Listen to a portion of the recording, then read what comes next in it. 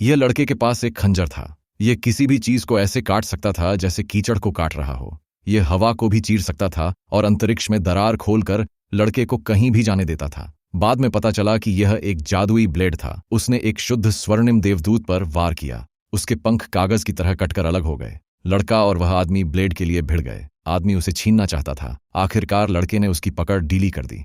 फिर दोनों ब्लेड की ओर दौड़े। आदमी ज्यादा तेज था। उसने ब्लेड उठाया और लड़के पर वार कर दिया। लड़के की 2 उंगलियां तुरंत कट गईं। लड़का गुस्से से भर गया।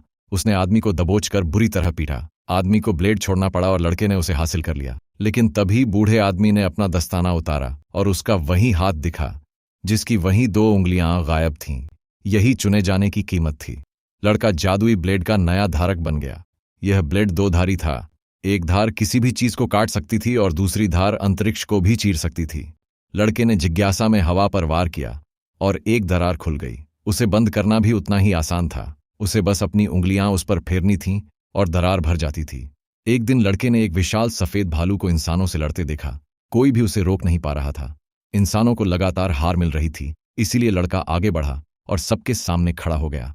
उसने सफेद भालू से अकेले लड़ने का फैसला किया। उसने भालू से कहा कि अगर वह जीत गया तो भालू इंसानों को नुकसान पहुंचाना बंद करेगा। भालू ने उसे बहुत कमजोर समझा। उसे लगा कि लड़के के जीतने का कोई मौका नहीं है, इसलिए वह मान गया। लेकिन लड़के ने कहा कि मुकाबला बराबरी का होना चाहिए, यानी भालू को अपना कवच उतारना होगा। वह कवच एलियन धातु से बना था। कोई भी हथियार उसे भेद नहीं सकता था।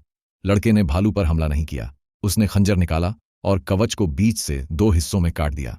उसने भालू को कोई नुकसान नहीं पहुंचाया।